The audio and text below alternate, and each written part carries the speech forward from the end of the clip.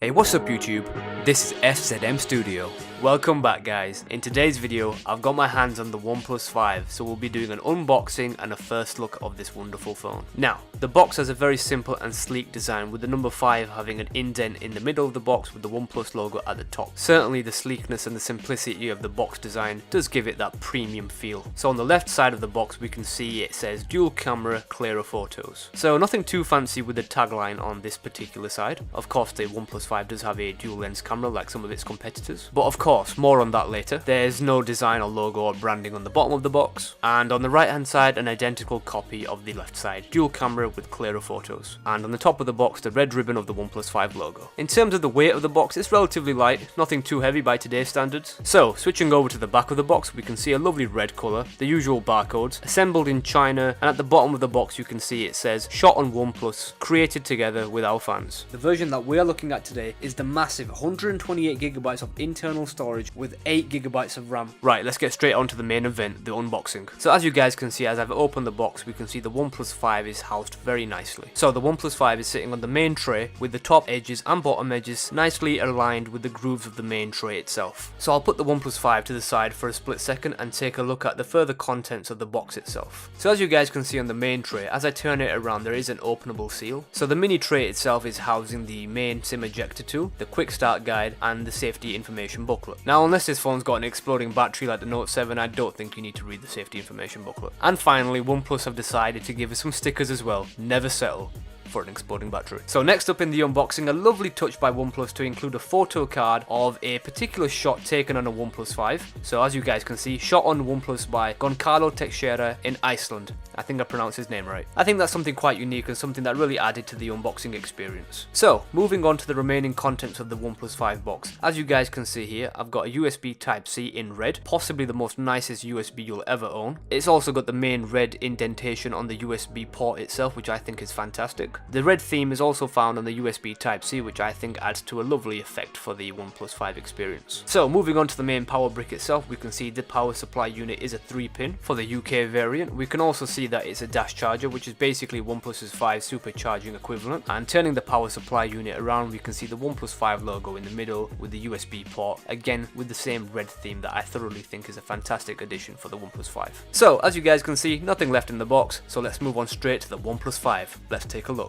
So my first impressions on the OnePlus 5 is that it does have a very simple and very elegant design. It does feel very light to hold and the bezels do seem to be very thin. It certainly does feel like a very nice phone to hold. I think the grip is also fantastic and the design itself is very easy on the hand. The main features and the first impressions for me are certainly the lightness of the OnePlus 5 and how thin it actually is. The all aluminium premium quality found on the main body of the OnePlus 5 is something that you certainly feel and notice when you first have the phone, especially on the midnight black version where you can feel how nice the matte finish is on the back of the phone. So that's an idealistic first impression of the OnePlus 5. Now let's dig a little deeper. Now I'm powering up the OnePlus 5. The OnePlus logo is situated towards the top of the screen, powered by Android. We're now at the welcome screen of the OnePlus 5. I'm just going to quickly go through the startup guide, so I'll skip a few of these parts. So now that we've done most of the initial setup for the phone, I thought I'd show you something cool, which is the fingerprint sensor for the OnePlus 5. So as you can see, the fingerprint sensor is mounted at the bottom of the phone. So essentially I placed my right thumb on the actual fingerprint sensor and did it a few times before it actually fully registered as an actual fingerprint for my phone. So as you can see, when the fingerprint sensor is registered and completed, we've just got a few different other setup pages that we've just got to accept, press OK or next or whatever is necessary, and then essentially we'll be onto the main home screen of the OnePlus 5 to begin. And just after finishing up the final touches, voila, we're onto the main home screen of the OnePlus 5, and my initial impression is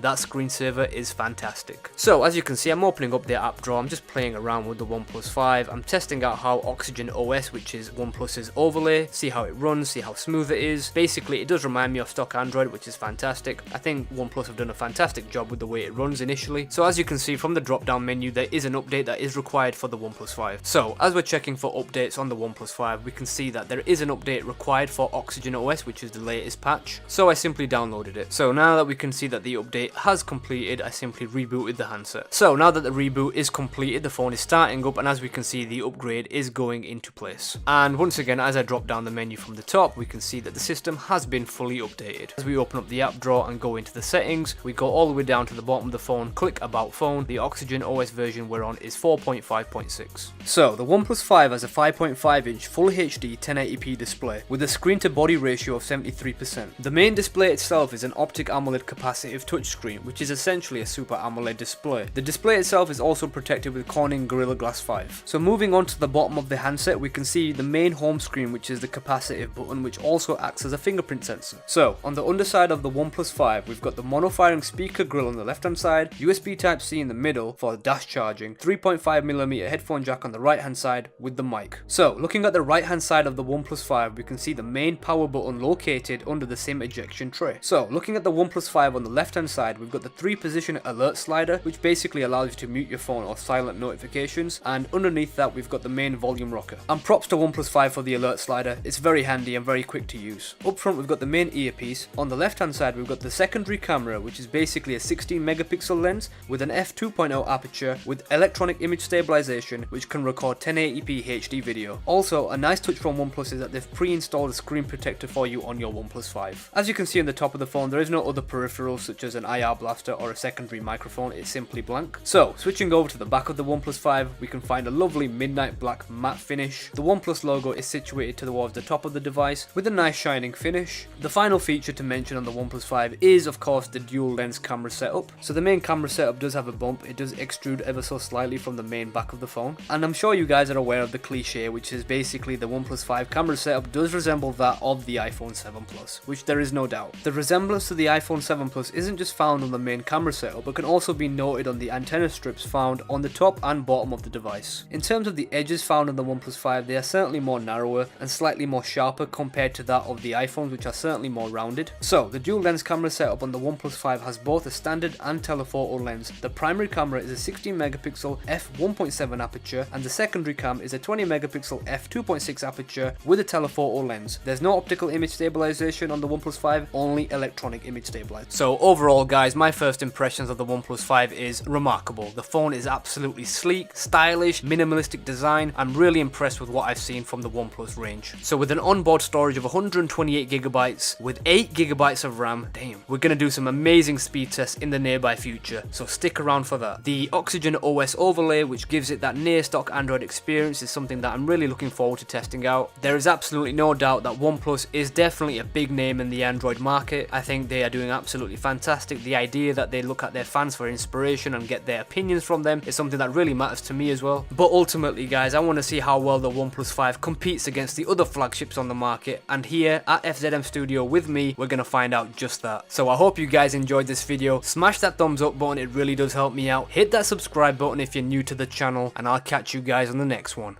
Peace.